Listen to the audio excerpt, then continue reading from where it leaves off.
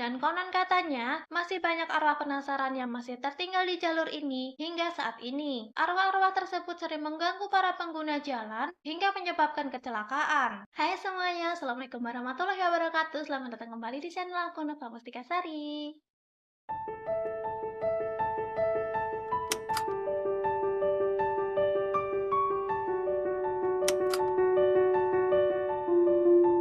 Jalanan merupakan sebuah jalur yang dibuat oleh manusia untuk memudahkan kita pergi ke satu tempat ke tempat yang lain. Dan untuk mempersingkat waktu tempuh, tak jarang mereka harus membabat hutan, membelah gunung, bahkan harus menyeberangi sungai maupun jurang. Dan dalam sebuah proses pembuatan jalan, tak jarang harus menelan banyak korban jiwa karena prosesnya yang sangat sulit. So, di video kali ini, kita akan membahas beberapa jalan yang dipercaya sebagai jalan terangker di Indonesia. Tapi sebelum kita lanjut ke videonya, buat kalian yang baru ketemu dengan channel ini, jangan lupa kalian klik tombol subscribe-nya di bawah, terutama buat kalian yang suka dengan topik-topik horor, misteri, supaya kalian gak ketinggalan video-video seru lainnya. So, gak usah lama-lama lagi, langsung aja kita ke pembahasan yang pertama. Jalur pertama yang dianggap angker di Indonesia adalah jalur Alas Roban. Jalur Alas Roban ini terletak di Kabupaten Batang yang menghubungkan kota Batang dan kota Semarang. Jalur ini terbentang sejauh 54 km dan dibangun sejak tahun 1911 pada masa penjajahan Belanda. Jalur ini juga dipercaya sangat angker oleh masyarakat sekitar karena beberapa alasan. Alasan yang pertama adalah karena jalur ini menjadi tempat pembuangan mayat. Pada tahun 1980-an, terdapat sebuah operasi rahasia pemerintah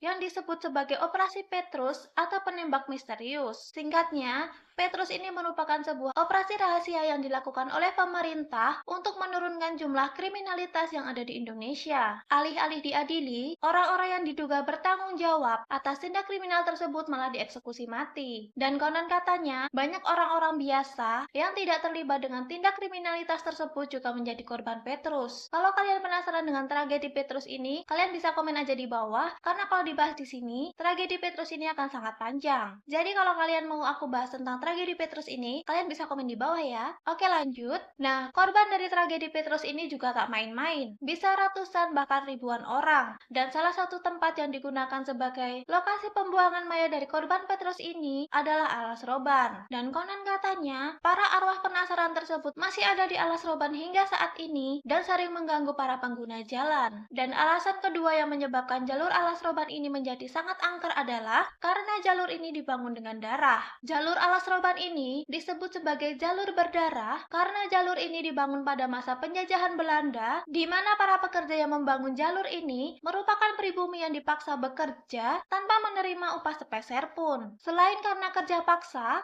pembangunan jalur ini juga sangat sulit karena para pekerja harus membabat hutan dan juga membelah gunung. Dan dengan pekerjaan yang seberat itu, pemerintah VOC tidak memberikan mereka bekal yang cukup. Sehingga banyak pekerja yang mengalami kelelahan, kelaparan, bahkan meninggal dunia. Dan yang lebih kejamnya lagi, pemerintah VOC benar-benar tidak memberi mereka waktu istirahat. Ketika pemerintah VOC melihat ada pekerja yang istirahat, mereka langsung diperlakukan dengan kasar hingga mengalami penyiksaan. Dan karena tindakan tidak manusiawi itulah, banyak orang yang meninggal dunia. Dan yang lebih parahnya lagi, mayat orang-orang yang meninggal dunia tersebut tidak diurus secara layak, tapi mayatnya hanya dibiarkan begitu saja, bahkan ada yang hanya dibuang begitu saja di pinggir jalan. Dan karena sejarah kelam itulah, hingga saat ini, banyak orang yang masih sering mendengar suara rintihan-rintihan maupun melihat penampakan orang yang berpakaian seperti orang zaman dahulu di jalur ini. Di beberapa titik di jalur Alas Roban ini, sering terdapat pengemudi yang nyasar, bahkan mengalami kecelakaan. Tapi alasan-alasan tersebut sebenarnya juga bisa dijelaskan secara logis. Karena faktanya, jalur di Alas Roban ini memang licin,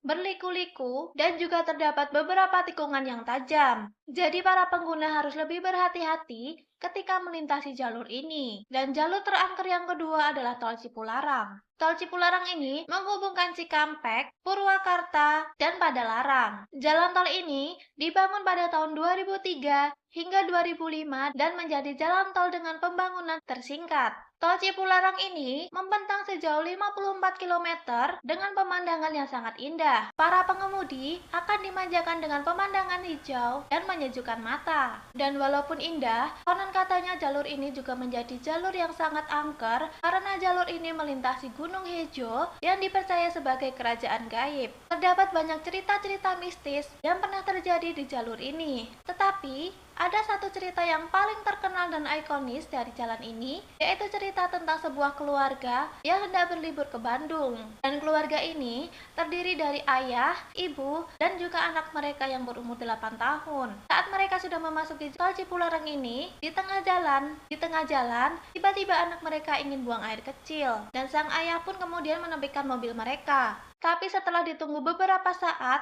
anak mereka belum kembali juga. Tapi untungnya, beberapa saat kemudian, sang anak pun kembali ke dalam mobil. Tapi ketika sang anak masuk ke dalam mobil, terjadi hal-hal aneh. Sang anak yang tadinya ceria dan bersemangat karena akan liburan, tiba-tiba sang anak menjadi sangat pendiam, murung, dan wajahnya juga pucat. Walaupun sudah merasakan beberapa keanehan, mereka pun tetap melanjutkan perjalanan ke Bandung. Dan setelah 2 hari mereka berlibur di Bandung, keadaan sang anak ini masih tetap sama, yaitu murung, pendiam, dan juga pucat. Karena sudah merasa ini tidak baik-baik saja, mereka pun memutuskan untuk kembali ke Jakarta. Namun anehnya, di tengah jalan sang anak ini meminta untuk berhenti karena ingin buang air kecil lagi. Tapi setelah ditunggu cukup lama, sang anak tidak kembali juga. Dan karena kedua orang tuanya sudah merasa sangat panik dan takut terjadi apa-apa dengan anak mereka pun mencoba untuk meminta pertolongan kepada pihak kepolisian. Tapi hal yang mengejutkan pun terjadi. Karena kata pihak kepolisian, anak mereka sudah menunggu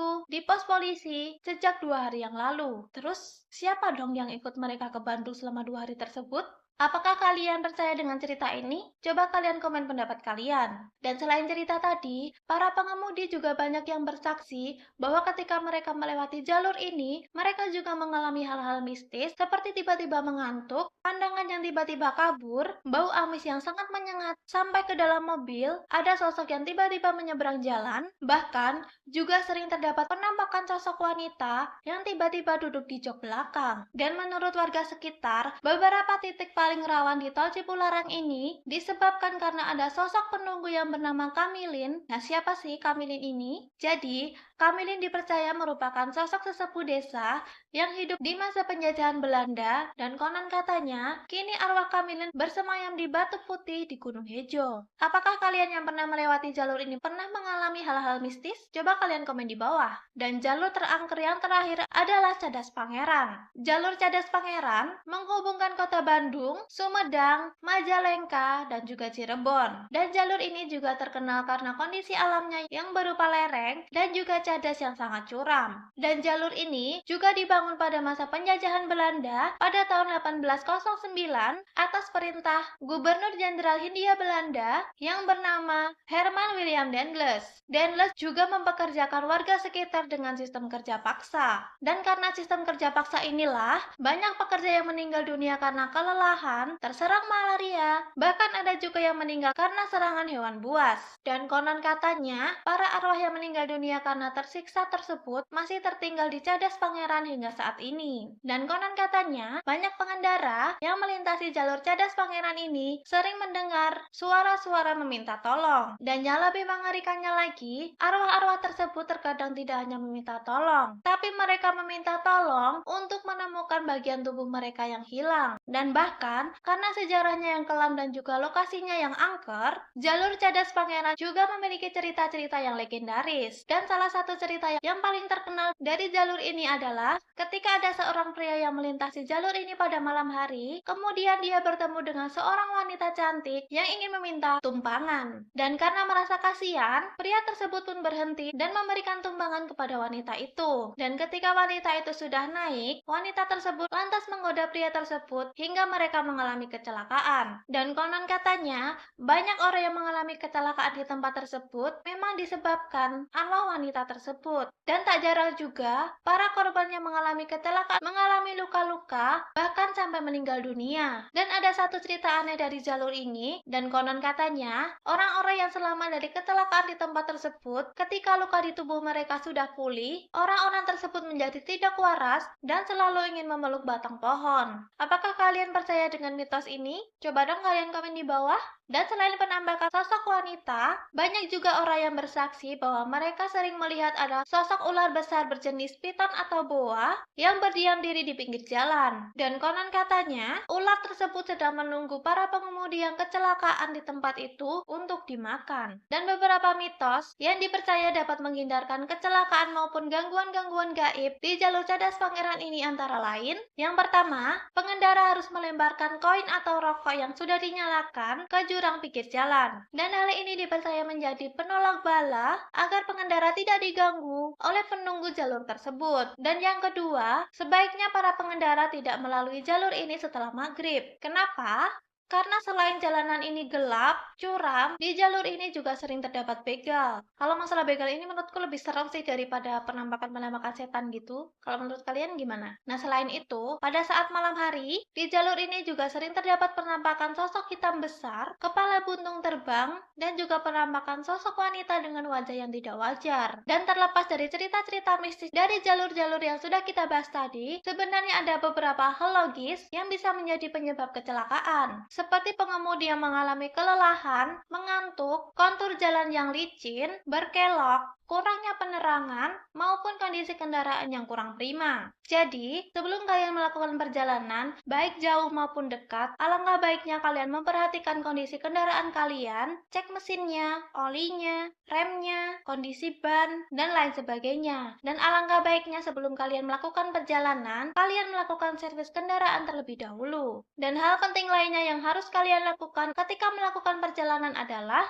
menggunakan alat-alat keselamatan seperti helm, jaket, celana panjang, sepatu, dan juga pakaian-pakaian yang bisa melindungi tubuh kalian. Dan buat kalian yang menaiki mobil, jangan lupa untuk memakai seat belt karena sabuk pengaman merupakan hal yang sangat penting. Pastikan juga kondisi tubuh kalian dalam keadaan sehat, tidak mengantuk. Dan kalau misalnya kalian mengantuk, lebih baik kalian minggir dulu ke rest area, atau mungkin kalau ada yang bisa diajak gantian, ya mending kalian gantian dulu aja. Usahakan untuk mengutamakan keselamatan diri kita, keluarga, dan juga pengguna jalan yang lain, karena ada keluarga dan juga sanak saudara yang sudah menunggu kita di rumah. Dan buat kalian semua yang mungkin saat ini lagi mudik, lagi liburan, semoga perjalanan dan juga liburan kalian berjalan lancar, dari berangkat hingga kembali lagi ke rumah dengan selamat, sehat, tanpa kekurangan suatu apapun. Dan sekarang aku pengen dengar pendapat kalian, jalur mana yang menurut kalian paling seram, dan apakah kalian percaya dengan cerita-cerita dari jalur-jalur tersebut? Coba kalian komen di bawah, beserta alasan kalian percaya atau tidak. Dan aku juga pengen tahu,